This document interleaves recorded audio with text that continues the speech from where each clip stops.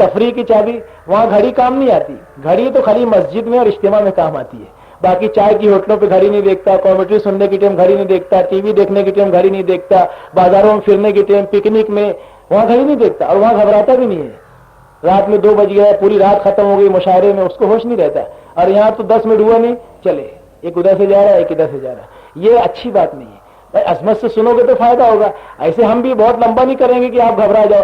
اتنی ہی بات ہوتی ہے جتنا آپ سن سکو، ہے نا. ایسا تو ہے نہیں کہ زبردستی آپ کو کھلائیں گے. 2 روٹی کھا سکتے ہو، تیسری کیوں کھلائیں گے آپ کو؟ درود شریف پڑھو، اللہم صلی علی سیدنا محمد. تو ایک بات ایمان کے تعلق سے چل رہی تھی، اس میں پہلے کلمے پہ تو آپ نے سنا، اب دوسرا حصہ کلمے کا محمد الرسول اللہ ہے.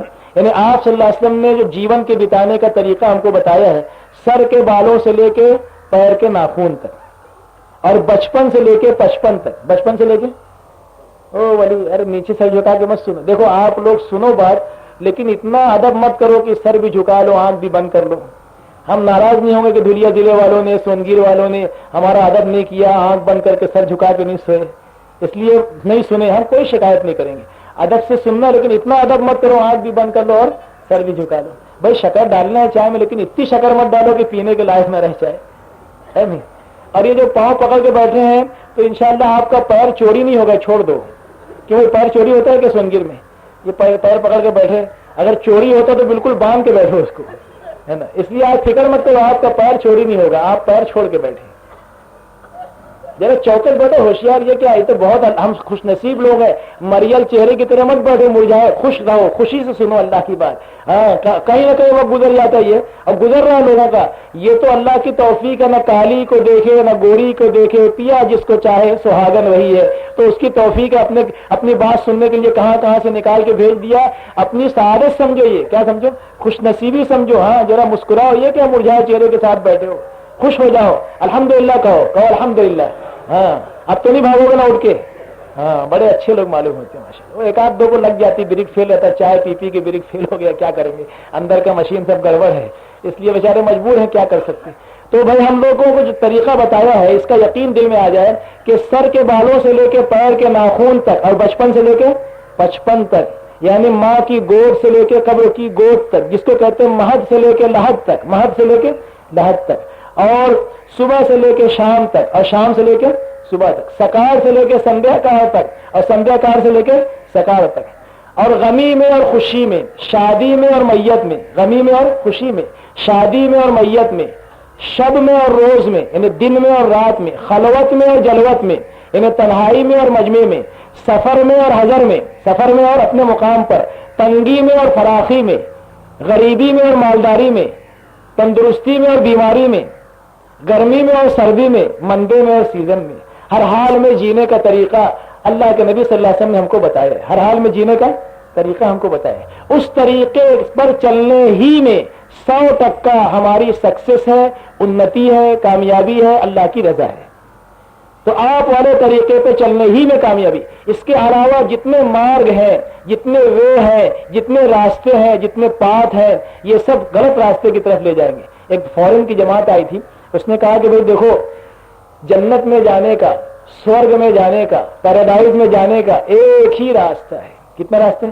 ایک ہی راستہ ہے، وہ ہے حضرت محمد صلی اللہ علیہ وسلم والا راستہ. There is no other way except the way of prophet Muhammad صلی اللہ علیہ وسلم. کوئی راستہ نہیں ہے سوائے حضور پاک صلی اللہ علیہ وسلم والے راستے کے، جس پر چل کر ہم جنت تک جائیں گے. سرل یہ مارگ جنت تک جاتا ہے. کہاں تک جاتا ہے؟ سورگ تک جاتا ہے. سرل یہ مارگ سورگ تک جاتا ہے. نیٹ یہ مارگ جنت تک جاتا ہے. سیدھا یہ راستہ کہاں تک جاتا ہے؟ جنت تک. کون سا راستہ؟ ہمارے نبی حضور پاک صلی اللہ علیہ وسلم والا راستہ. سنتوں پر کر عمل بے دھڑک. سنت کسے کہتے؟ اللہ کے نبی کے طریقے پر چلنے کو. سنتوں پر کر عمل بے دھڑک، جاتی ہے جنت تک سیدھی یہ سڑک. یہ سڑک سیدھی جنت تک جاتی. پھر فرمایا کہ اس کے علاوہ جتنے راستے ہیں وہ جہنم کی طرف جانے والے، ہیل کی طرف جانے والے ہیں.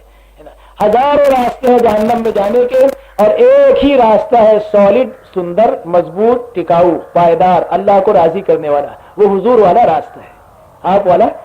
جو آپ والے طریقے پہ چلے گا وہ کامیاب ہوگا. صحابہ کرام آپ والے طریقے پر چلے، بت پرستوں کی اولاد تھے لیکن کیا بن گئے؟ رضی اللہ عنہ ورضوا عنہ، اللہ ان سے راضی ہو، اللہ سے وہ کہ نہیں ہوئے؟ نبی کے طریقے پہ چل کر ڈاکو تھے ولی بن گئے، شرابی تھے ہے نا، اور پارسا بن گئے، اچھے بن گئے، بنے کہ نہیں بنے؟ وہ جو نہ تھے خود راہ پر دنیا کے رہبر بن گئے، جو نہ تھے خود راہ پر دنیا کے رہبر بن گئے۔ وہ کیا نظر تھی جس نے مردوں کو مسیحا کر دیا، مردوں کو صحیح راستے پہ چل کر حیات جاویدانی پا گئے۔ ہم زندہ جاوید کا ماتم نہیں کرتے، ماتم وہ کریں جو قائل ہیں ماتم کے۔ سیدنا حسن رضی اللہ تعالیٰ عنہ، سیدنا حسین رضی اللہ تعالیٰ عنہما اور صحابہ کرام نے شہادت کا جام نوش کر کے اپنی جنت بنا لی، اللہ کو راضی کر لیا، وہ تو پہنچ گئے اپنی کامیابی کے مقام پر۔ اب اپنے اوپر ماتم کرنے کی بات ہے کس کے اوپر؟ اپنے اوپر۔ وہ تو شہادت کا درجہ پا گئے، اللہ نے ان کو قبول کر لیا، اب ماتم کر کے کیا ہوگا؟ وہ تو اپنے مقام پہ پہنچ گئے، اللہ ان سے خوش ہو گئے، رضا کا پروانہ دے دیا۔ اب ہماری باری ہے، ہمیں اپنی فکر کرنا ہے۔ اس لیے آپ والے طریقے پہ چلنے کا یقین ہمارے دلوں میں آئے، یہی کامیابی کی راہ ہے۔ اس کے علاوہ راستہ اگر ہم چھوڑ دیں گے تو ٹینشن والا راستہ ہے، کھائیوں والا راستہ ہے، غموں والا راستہ ہے، غموں بھرا، کانٹوں بھرا اور پریشانی بھرا راستہ ہے۔ اس سے ہٹ کے چلیں گے تو اللہ پاک بھی فرماتے ہیں، اے نبی، اے میرے حبیب، حدیث قدسی ہے، کہہ دو لوگوں سے، کیا کہہ دو کہ مجھ تک پہنچنے کا، یعنی خدا تک پہنچنے کا ایک ہی راستہ ہے، جو آپ والے راستے سے چل کے آئے گا مجھ تک پہنچے گا، جو آپ والے راستے چل کے آئے گا۔ اس کے علاوہ چاہے مریخ پہ چلا جائے، اچھا چاند پہ چلا جائے، خدا تک نہیں پہنچ سکتا۔ اس لیے دوستو، آپ والے طریقے میں کامیابی کا یقین اور غیروں کے طریقے میں ناکامی کا یقین، چاہے وہ کتنے ہی اچھے لگتے ہوں۔ آج کل کے جو پڑھے لکھے ہیں نا، ان کو اچھے لگتے ہیں یورپ والوں کے طریقے، ہے نا، اور اسی طریقے سے فورن کنٹری والوں کے طریقے وہ اچھے لگتے ہیں، اپنے کو جی کو بھاتے ہیں، بڑے چارم فل ہیں، ایٹریکٹیو ہیں، ہینڈسم ہے نا، اور بہت جی کو لبھاتے ہیں، اس طرف طبیعتیں چلتی ہے، کیا ہوتی ہے؟ چلتی ہے۔ تو وہ سب طریقے اللہ کو، اس کو علامہ اقبال نے کہا ہے کہ ان کی تہذیب، اس سے پہلے کہ میں یہ شعر پڑھوں، اس گوا کے اندر، اپنے ہندوستان کے اندر جو ہے کچھ غیر ملکی آ گئے، جن کو ہپی کہتے ہیں۔ کیا کہتے ہیں؟ فارینرس، جن پر ہماری رال ٹپکتی، فارینرس آئے، اب وہ آئے وہاں تفریح کے لیے۔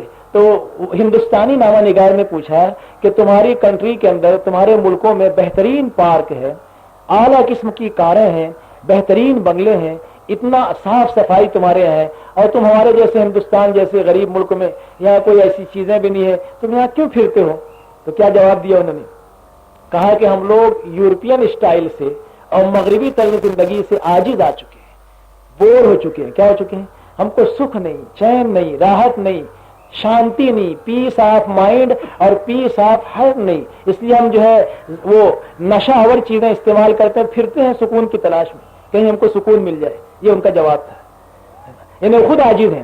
اسی پر علامہ اقبال نے کہا کہ ان کی تہذیب خود ان کے ہاتھوں خودکشی کرے گی، ان کی تہذیب خود ان کے ہاتھوں خودکشی کرے گی، جو شاخ نازک پہ آشیانہ بنے گا ناپائیدار ہوگا، جو شاخ نازک پہ آشیانہ بنے گا ناپائیدار ہوگا، ٹوٹے گا۔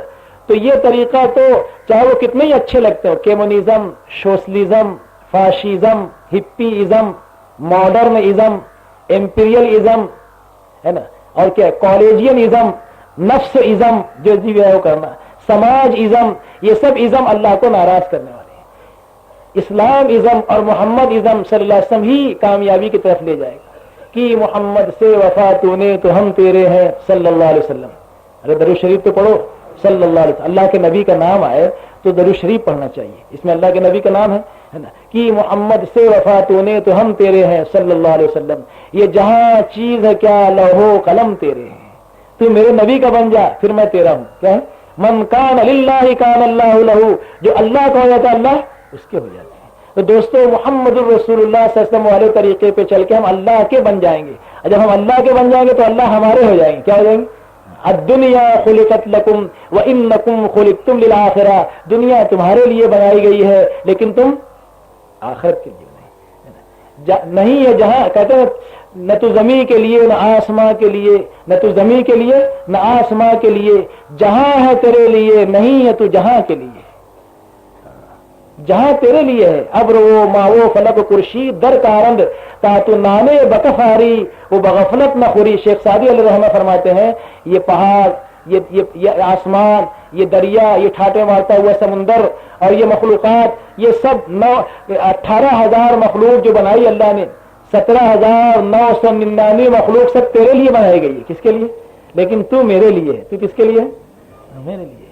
لیکن ہم معلوم نہیں کس کے ہو گئے. ہم بیوی والے، بچے والے، دکان والے، کاروبار والے، کھیتی والے. اللہ والے کہاں رہ گئے؟ ہے نا.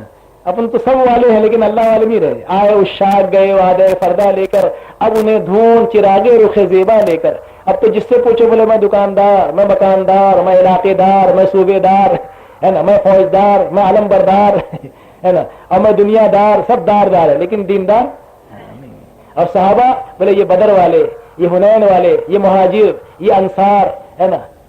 اس طریقے سے کہا جاتا تھا. دین والے تھے. اور ہمارے ساتھ تو دنیا سے تعارف ہوتا ہے. کیسے؟ بولے یہ بیٹری والے، یہ گھڑی والے، یہ سائیکل والے، ہے نا، ایسا تعارف. یہ چشمے والے، یہ موٹر والے، یہ گیریج والے، ایسا تعارف ہوتا ہے. تو دوستو صحابہ جو ہے وہ دین والے تھے، نبی کی سنت والے تھے. تو دوستو آپ والے طریقے پہ چلنے میں کیا ہے؟ کامیابی ہے. تو یہ ایمان کا پہلا رکن ہے.